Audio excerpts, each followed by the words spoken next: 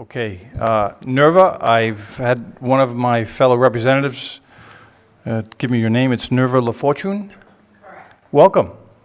Thank you. Councilwoman. Representing Providence City Council. Thank you. Welcome.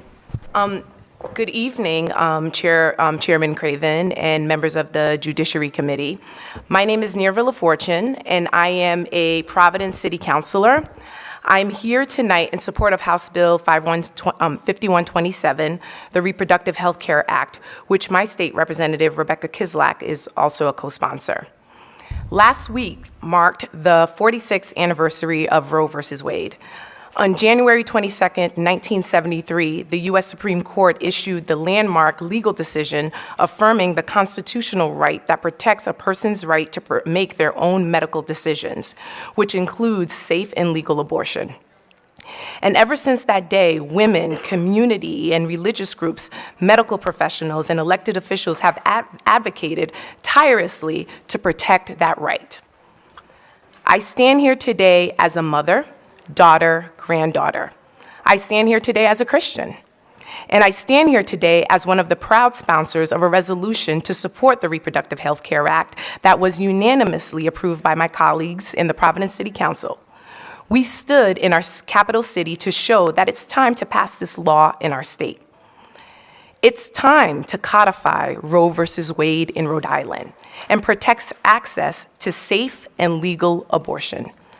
The Rhode Island Reproductive Health Care Act would also allow us to repeal currently unconstitutional and unenforceable laws that would restrict access to reproductive health care.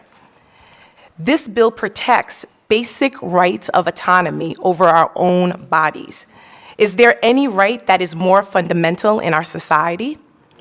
And medically, a fetus is connected to a mother through the umbilical cord. I became pregnant at the age of 19. I was a freshman in college, over 1,200 miles away from home. I did not have any money. I had limited medical insurance, and I discovered that I had a high-risk pregnancy. It was one of the most challenging times of my life.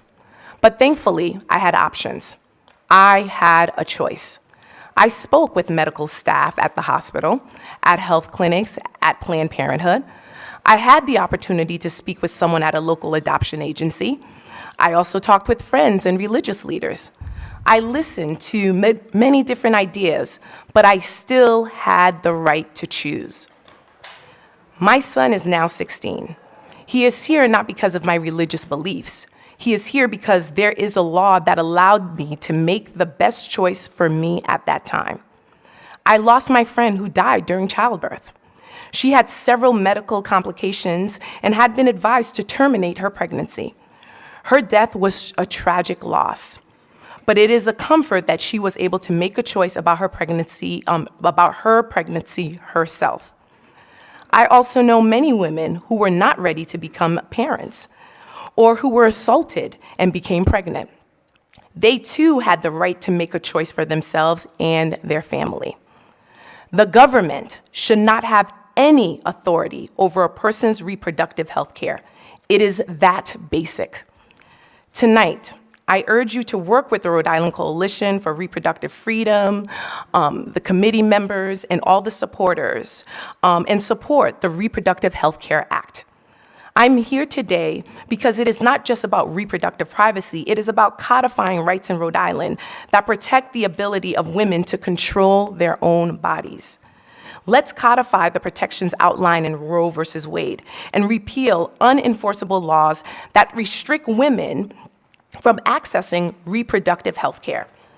The Providence City Council and recently Central Falls City Council have stood with the vast majority of Rhode Islanders who want their elected officials to protect these basic and fundamental rights. I urge you to join us. I want to thank all of the individuals and organizations who have continued to stand up for our right to basic reproductive freedom. As many of you know, this is a global issue, a global fight, and one that for me and so many others has been very real, stark, and also there are very personal consequences. Thank you for taking my testimony this evening, and I appreciate the time that you're taking to hear other testimonies. Thank you. Any questions for the Councilwoman from the members of the panel? Yes. Thank you. I thought I heard you say you were a Christian. Did you just say that? I am a Christian. Okay. Seek thee first the kingdom of God and his righteousness, and all things will be added unto you. And it also says to acknowledge God in all thy ways, and he shall direct thy paths, and he supports life. So I'm sorry, I've just never heard of a Christian that believes in abortion, but that's all I have to ask. Thank you. Thank you very much. And also in the Bible, there is nothing in the Bible. You can go through the verses, but there's nothing that actually... Please be quiet. There's nothing in the Bible that condemns a woman who chooses to terminate a pregnancy. Okay, no further questions? Thank you very much, all three of you, and Councilwoman, thank you very much. Thou shalt not kill. Yeah, I'll do him. Can you give me?